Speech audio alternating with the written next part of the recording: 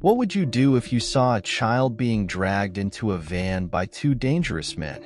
Would you risk everything? Your safety, your job, your entire life to save them?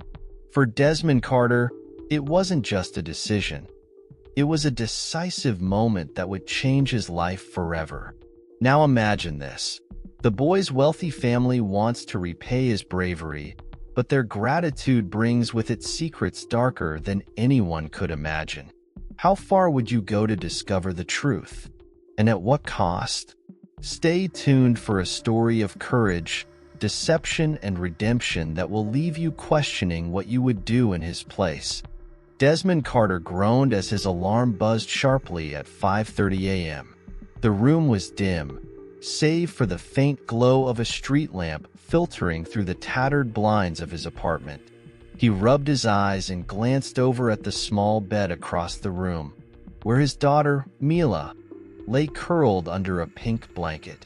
Her dark curls framed her pale face, and even in sleep, she clutched the stuffed rabbit she never let go of. Another day, another dollar, Desmond muttered to himself, though he knew the dollars were never enough. He grabbed his work boots from under the bed and laced them tightly. A cough came from Mila's direction, breaking his focus. "Daddy?" Mila's voice was soft and sleepy. "Hey, Peanut," Desmond said, forcing a smile as he knelt beside her bed. "What are you doing awake so early?" "I heard you." Mila rubbed her eyes. "You're going to work again?" "Gotta keep the lights on," he replied, brushing a curl from her forehead. "You okay? You feeling all right?" She nodded but hesitated. "Will you be back before my appointment today?" Desmond's chest tightened. "I'll try my best, okay?" Mila smiled faintly.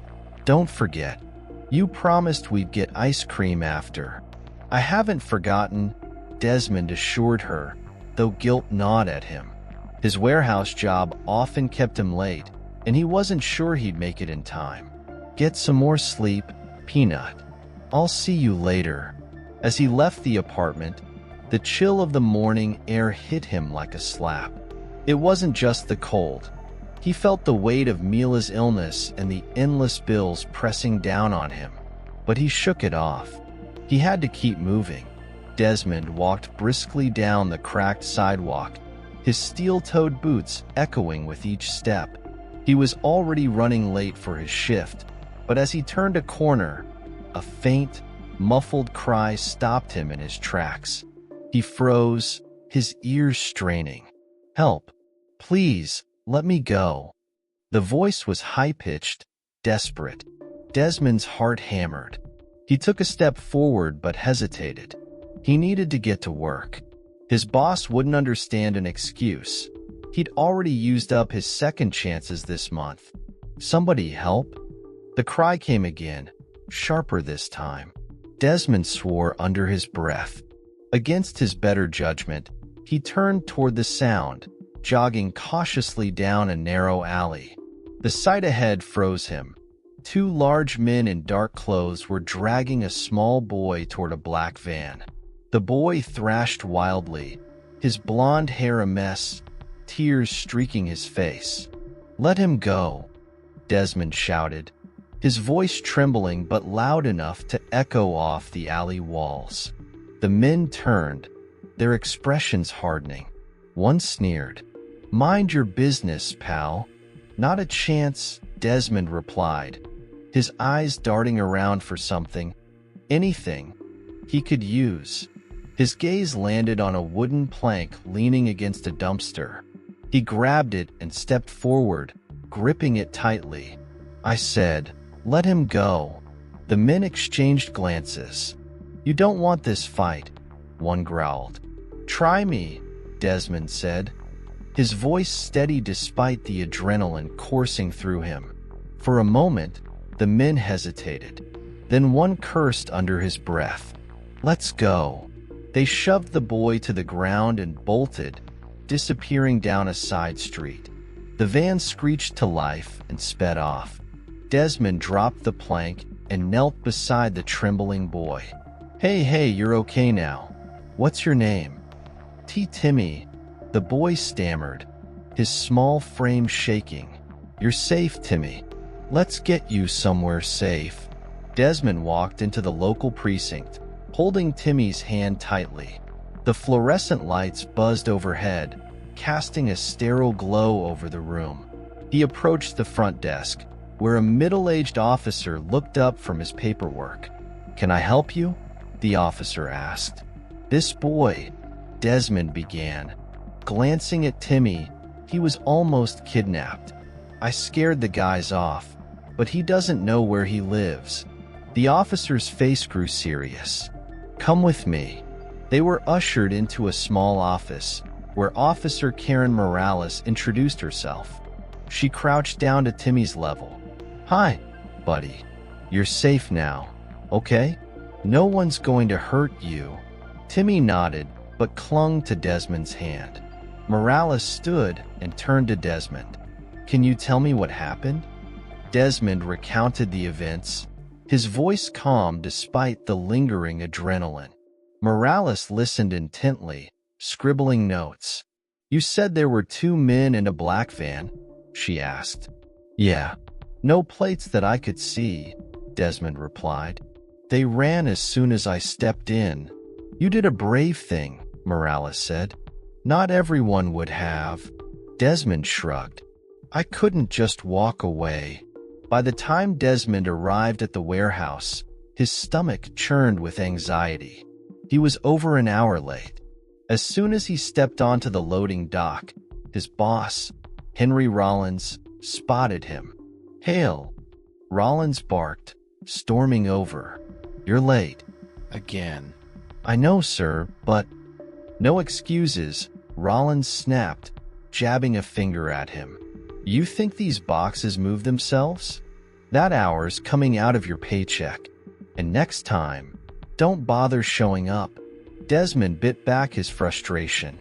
It won't happen again. Damn right, it won't, Rollins muttered, walking away. As Desmond grabbed a pair of gloves and started loading boxes, his thoughts drifted to Timmy. He knew he'd made the right call, but the weight of his choice lingered. After his shift, Desmond hurried to the hospital, exhaustion etched into his face. When he stepped into Mila's room, her face lit up. Daddy, she exclaimed, sitting up slightly. Hey, Peanut, he said, dropping into the chair beside her bed. How's my girl? I'm okay, Mila said, her voice bright despite her frail appearance. Did you move a lot of boxes today? Not just boxes, Desmond said, leaning forward conspiratorially. I saved a kid. Mila's eyes widened. Really? Yeah, there were some bad guys, but I scared them off. You're a hero, Daddy, Mila said, beaming. Desmond chuckled softly. I don't know about that. You are, Mila insisted, because you do anything to help someone, just like you do for me. Her words hit Desmond harder than he expected. He reached out and took her hand. I'll always take care of you, Peanut, no matter what.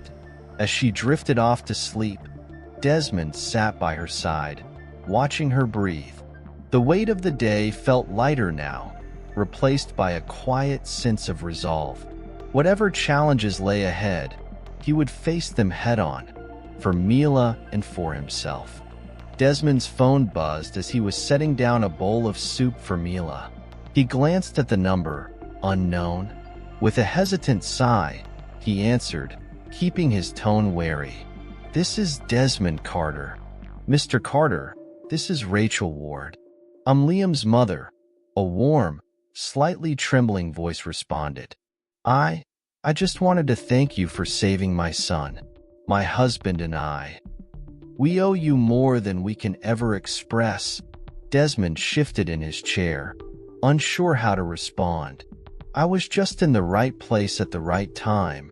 Still, Rachel continued, we'd like to meet you. Please, let us thank you properly. Desmond hesitated. The idea of stepping into a world far removed from his own made him uneasy. Before he could decline, Mila's voice chimed in. "Daddy, who is it?" He covered the receiver and whispered, "Liam's mom." Mila's eyes lit up. "You should go. They might want to give you a reward or something. Maybe even for my medicine." Desmond returned to the call. "All right, I can come by tomorrow." Rachel's relief was palpable. "Thank you. I'll send you the address." The next afternoon, Desmond found himself standing at the entrance of the ward's sprawling estate. The manicured lawns and grand entryway were worlds away from his small apartment. He adjusted his jacket and rang the bell. The door opened to reveal Rachel, a petite woman with kind green eyes and a soft smile. "Mr. Carter, please come in."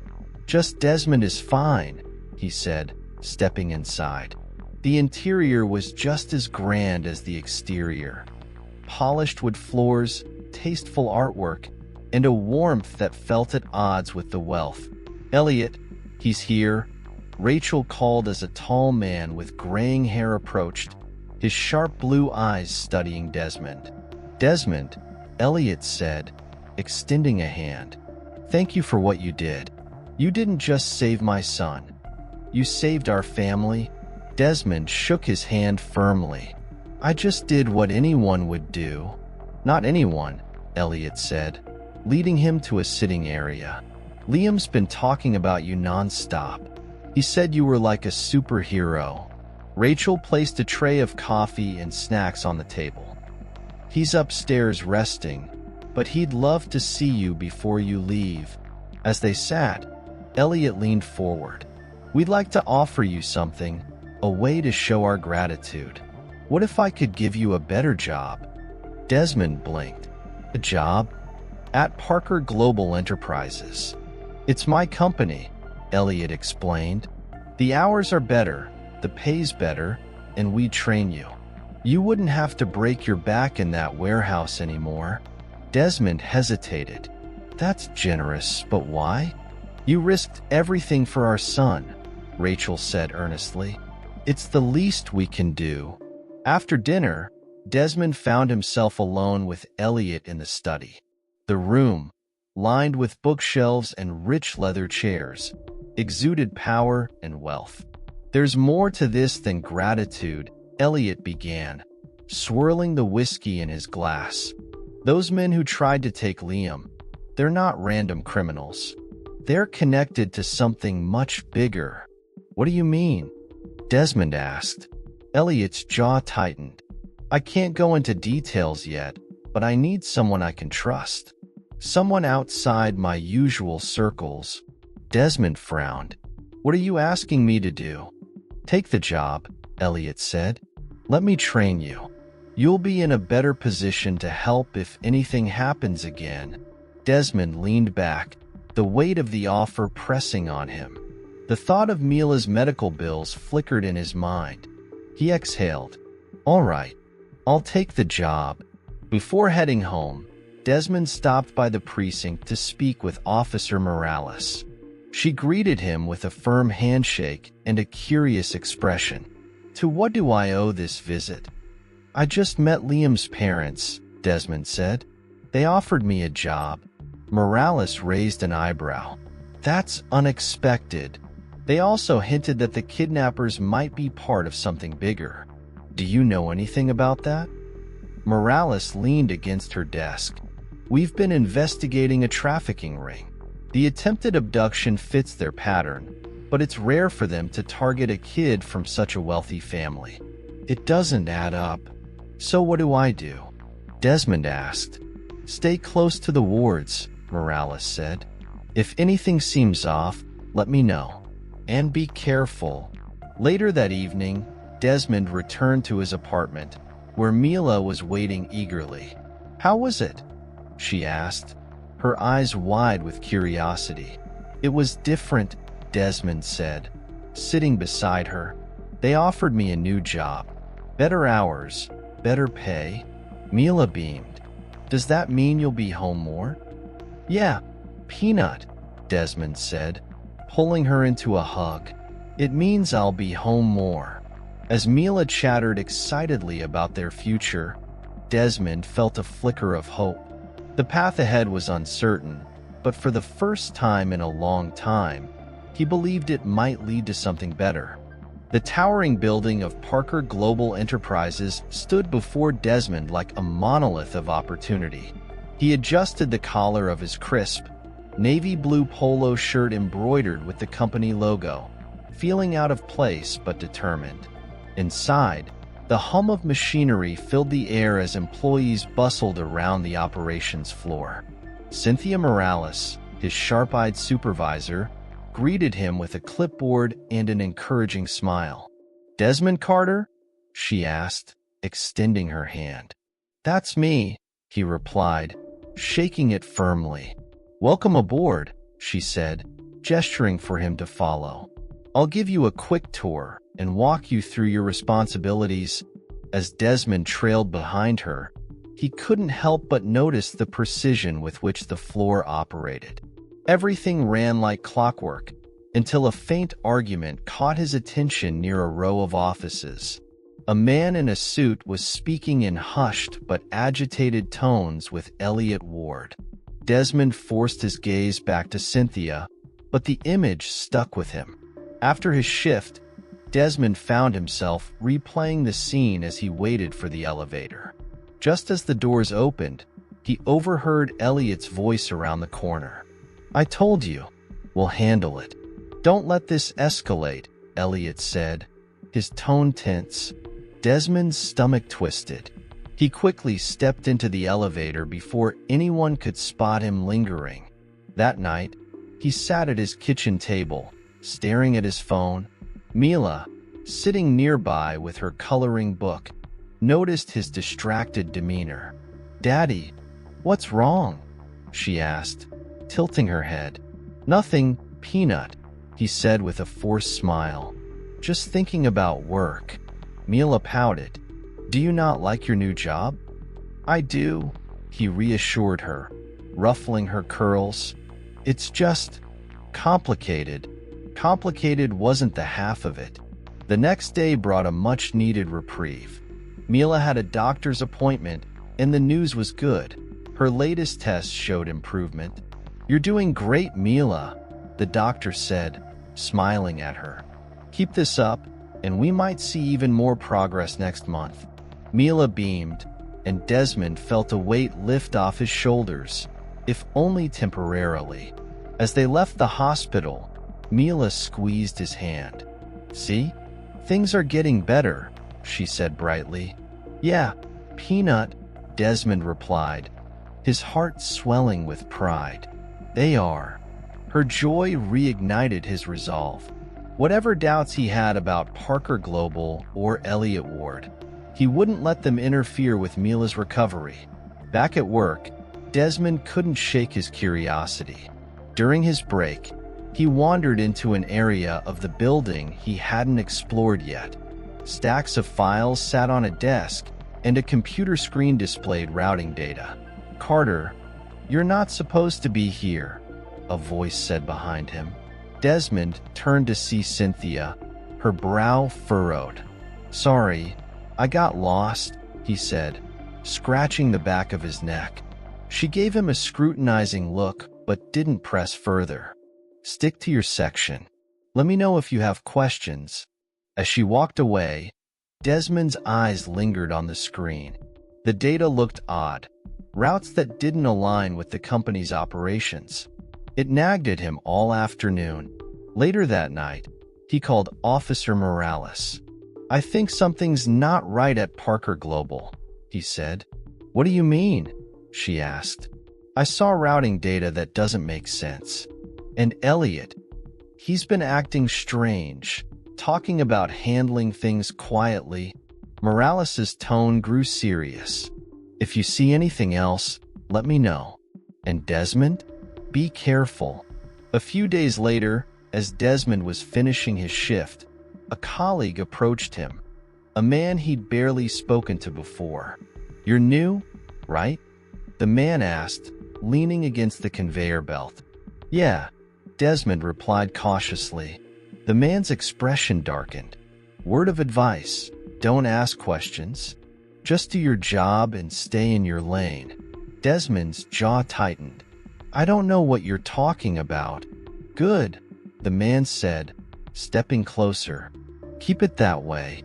As the man walked away, Desmond felt a chill run down his spine. He knew one thing for sure. He was in deeper than he ever expected. Desmond stepped into the precinct, his face tense.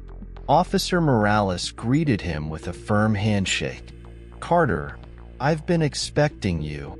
You said you had news, Desmond replied, glancing at the bustling precinct. What's going on? Morales led him to her desk, where a file folder sat ominously. She opened it, revealing photos, documents, and a map with red pins. The men who tried to abduct Liam. They're part of a trafficking ring we've been investigating for months. But here's the kicker. Parker Global is a key link in their supply chain. Desmond stiffened. Elliot's company? Morales nodded. We've found evidence of illicit shipments routed through his facilities. It's too clean to be a coincidence. Desmond ran a hand over his face. You're saying he's involved? We're not sure yet. But either Elliot is complicit, or he's in over his head, Morales said. You're in a unique position, Desmond. You could help us get closer to the truth. He shook his head, conflicted. I don't know. I took the job to give my daughter a better life, not to play detective. Think about Liam, Morales said softly. If Elliot's hiding something, the danger might not be over. Desmond exhaled deeply. I'll keep my eyes open. That evening, Desmond arrived at the Ward's estate. Elliot greeted him in the study, his usual calm demeanor showing cracks. We need to talk, Desmond began, crossing his arms. What's really going on with your company? Elliot sighed and poured himself a drink. I was afraid this would come up. Sit down.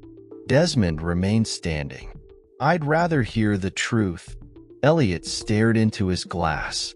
Years ago, I made deals with some unsavory people. It was supposed to be temporary, just to get the company off the ground. But pulling out isn't as easy as I thought. Desmond's voice hardened. And Liam? Was he targeted because of you? Elliot flinched. I think so. The traffickers are trying to send a message. You're playing with lives, Desmond snapped. This isn't just about your business. It's about your family. Elliot's voice cracked. Don't you think I know that? I'm trying to fix it. Desmond leaned closer. Then let me help. Returning home, Desmond found Elliot waiting at his doorstep. The man's normally confident air was replaced by desperation. Desmond, please, Elliot said. I need your help. I can't do this alone.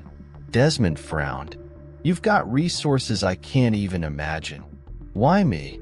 Because you've proven you care, Elliot replied. You didn't have to save Liam, but you did. And you're in a position to find out what's happening inside the company. Desmond hesitated, the weight of the situation pressing on him. I'll do what I can, but my daughter comes first. Of course, Elliot said, and I'll make sure Mila has everything she needs. You have my word. The next morning, Desmond met Morales at the precinct to discuss their plan. We need to gather hard evidence, Morales said. You'll be our eyes inside Parker Global.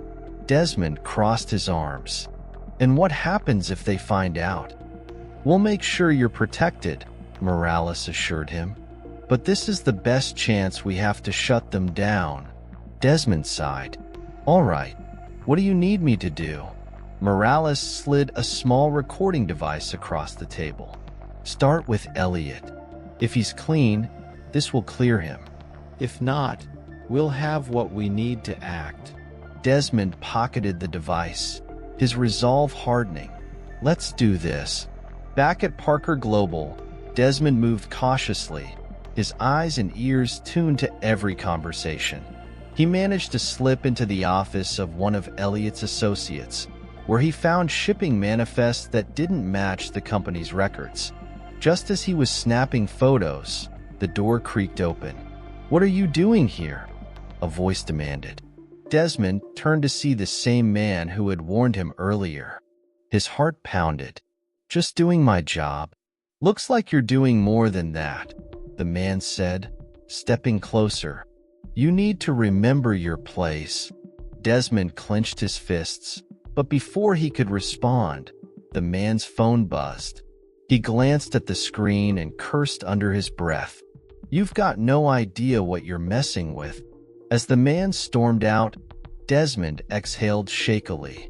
He knew he was running out of time to uncover the truth. Desmond paced the small confines of his apartment, the message still fresh in his mind. It had come in the form of an anonymous note slipped under his door. "Stay out of this, or your daughter will pay the price."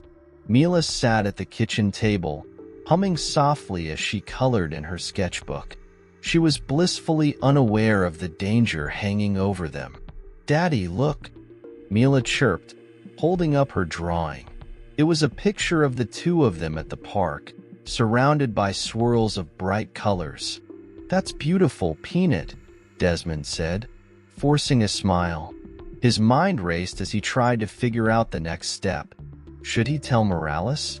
Confront Elliot? He knelt by Mila. "Hey, sweetie, how about we stay with a friend tonight?" Her brow furrowed. "Why? I like it here." "It's just for fun," Desmond said quickly, brushing her curls. "An adventure." Mila's eyes lit up. "Okay, can I bring Mr. Floppy?" she asked, clutching her stuffed rabbit. "Of course," Desmond replied, trying to mask his growing anxiety. Desmond drove to the Ward's estate, his mind filled with questions and anger. When Rachel opened the door, her usual composure was replaced by a look of distress. "Desmond, what's wrong?" she asked. "Where's Elliot?" Desmond demanded. Rachel hesitated, but motioned him inside. "He's in the study." "What's going on?" As Desmond entered the study, he found Elliot seated at his desk, his face pale. "Desmond," Elliot began, "I didn't expect you tonight." "I got a threat," Desmond said bluntly. "They know about Mila." Elliot's face darkened. "They're trying to scare you. They know you're helping me." "Helping you?" "I'm putting my family in danger because of your mess." Desmond's voice rose. Rachel appeared in the doorway, her hand on her chest. "Elliot, what does he mean?" Elliot buried his face in his hands. "Rachel, I never wanted you to find out like this. I got involved with dangerous people years ago. They're using our family as leverage to keep me in line." Rachel staggered back, her eyes wide. You put Liam in danger?" "I thought I could protect us," Elliot said weakly. Desmond's fist clenched. "If anything happens to Mila, it's on you." The next morning, Desmond met Officer Morales at the precinct, the weight of the threat heavy on his shoulders. "We've got something," Morales said, spreading out photos and documents on her desk. "A raid is in motion. We're hitting one of the traffickers' warehouses tonight." Desmond frowned. "What do you need from me?" "You've already done enough," Morales said. "This is on us now, but I need you to stay safe. Don't let them find you or Mila." Desmond hesitated. "If this goes sideways, they'll come for her." "We'll protect her," Morales said firmly. "I promise." Night fell, and Desmond's heart raced as he watched the news coverage from a safe house Morales had arranged. He saw footage of officers raiding the trafficker's warehouse, flashes of light and muffled shouts spilling from the screen. The phone rang, startling him. It was Morales. "We got them," she said, her voice triumphant but tinged with exhaustion. "Two of the leaders are in custody. It's over." Relief flooded Desmond. And the wards? They're safe, Morales confirmed. And so is Mila. A week later, Desmond sat in his new apartment with Mila, the air lighter than it had been in months. She was drawing again, her laughter filling the space. The doorbell rang, and Desmond opened it to find Elliot and Rachel standing there with Liam. "We wanted to thank you," Rachel said, "for everything." Elliot extended his hand. "I owe you my family's safety." Desmond shook it firmly. "Just keep them safe, Elliot. That's all I ask." As the wards left, Mila ran up to Desmond, her eyes shining. "Can we go to the park now?" Desmond smiled, scooping her up. "Yeah, Peanut. Let's go." The weight of their struggles lingered, but for the first time, Desmond felt hope for the future. Together, he and Mila had faced the impossible and won. The bright morning sun streamed through the hospital windows, bathing the room in a golden glow. Mila sat on the edge of her hospital bed, swinging her legs excitedly.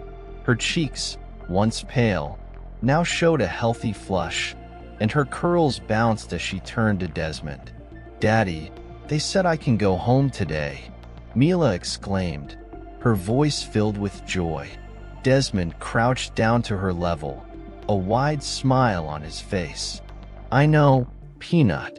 We've been waiting for this day, haven't we?" Mila nodded vigorously. "Can we go to the park right after?" Desmond chuckled, brushing a stray curl from her forehead.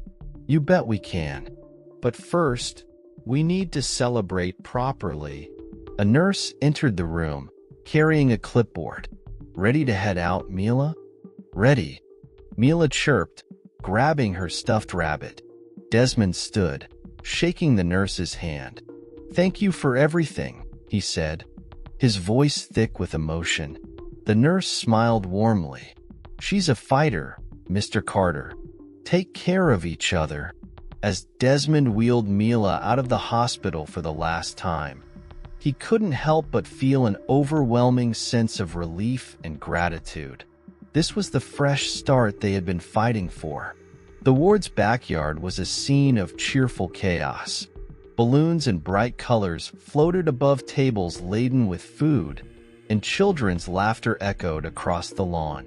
Liam spotted Mila as she stepped into the yard, and his face lit up. "Mila, you're here!" he shouted, running to her side. Mila grinned, her hand tightening on Desmond's as she looked around. "This is amazing, Daddy." Rachel Ward approached with open arms. "Mila, you look wonderful." "And Desmond," she said, her eyes glistening. "Thank you for coming." Desmond gave a small nod. "It's good to see everyone happy." Elliot joined them, holding 2 glasses of lemonade. "Mila, this party is as much for you as it is for Liam," he said, kneeling to her level. "You're both pretty amazing kids." "Thank you, Mr. Ward," Mila said shyly, clutching her rabbit. As the afternoon wore on, Desmond found himself relaxing for the first time in months. He watched Mila and Liam chase each other around the yard, their laughter a reminder of everything he had fought for. Desmond stood in the bustling operations room of Parker Global, a clipboard in hand. The rhythmic hum of machinery and the chatter of colleagues filled the air, but Desmond was focused. His role had expanded in recent weeks, thanks to Elliot's insistence that he take on more responsibility. "Desmond, can I grab you for a second?" Cynthia Morales, his supervisor, called out. He walked over, his curiosity piqued. "What's up?" Cynthia handed him a report. "Your suggestions on the new routing system saved us a lot of time and money. Elliot wanted me to make sure you knew how much that's appreciated." Desmond scanned the report, his chest swelling with pride. "Thanks, Cynthia. I'm just doing my best." "Well, keep it up. You're making a difference here," she said with a smile before heading off. Desmond stood there for a moment, the weight of his past struggles lifting slightly. For the first time in years, he felt like he belonged. That evening, Desmond sat across from Officer Morales at a local diner. The atmosphere was warm and familiar, with the scent of coffee and pie wafting through the air. "Thanks for meeting me," Desmond said, sipping his coffee. "Of course," Morales replied. "I figured we could both use a breather after everything." Desmond leaned back in his chair. "How's the case going?" Morales nodded. "The arrests were solid. The traffickers are going away for a long time. And Elliot's cooperation helped close some major gaps." Desmond sighed in relief. "Good. I wasn't sure how it would all play out." Morales gave him a knowing look. "You've been through a lot, Desmond. But you didn't just survive. You changed lives." Desmond chuckled softly. "I couldn't have done it without Mila. She's the real hero." "She gets it from you," Morales said, raising her coffee cup in a toast. "Here's to new beginnings." The park was quiet, the late afternoon sun casting a golden glow over the playground. Desmond watched as Mila raced down the slide, her laughter filling the air. Her energy had returned, and her joy was infectious. "Daddy, watch me," she called, climbing up to the top of the slide again. "I'm watching Peanut," Desmond said, his heart full. As she slid down and ran back to him, she threw her arms around his waist. "This is the best day ever." Desmond knelt, holding her close. "Every day with you is the best day, Mila." They sat together on the bench, watching the world go by. For the first time in years, Desmond felt a sense of peace. The battles they had faced were behind them, and the future felt bright. "Daddy," Mila said, looking up at him, "are we going to be okay now?" Desmond smiled, kissing her forehead. "Yeah, Peanut, we're going to be just fine." As the sun set, painting the sky in shades of orange and pink, Desmond held Mila close, ready to face whatever came next with her by his side. Their new beginning had only just begun. As we close this gripping story of courage, deception, and redemption, consider this. How far would you go to protect those you love? Desmond Carter's decision to save a stranger's child not only changed his life, but also exposed a web of corruption and danger that few would dare confront. It's a powerful reminder of how one selfless act can ripple across lives, sparking hope in the face of overwhelming odds. Do you think you would have made the same choices Desmond did? Let us know in the comments. Your insights might inspire someone else. If you found this story captivating, don't forget to hit the subscribe button and turn on notifications. Here, we explore stories that challenge the limits of human resilience and delve into themes of courage, morality, and the power of doing what's right. Join our community and never miss another thought-provoking narrative. See you in the next video.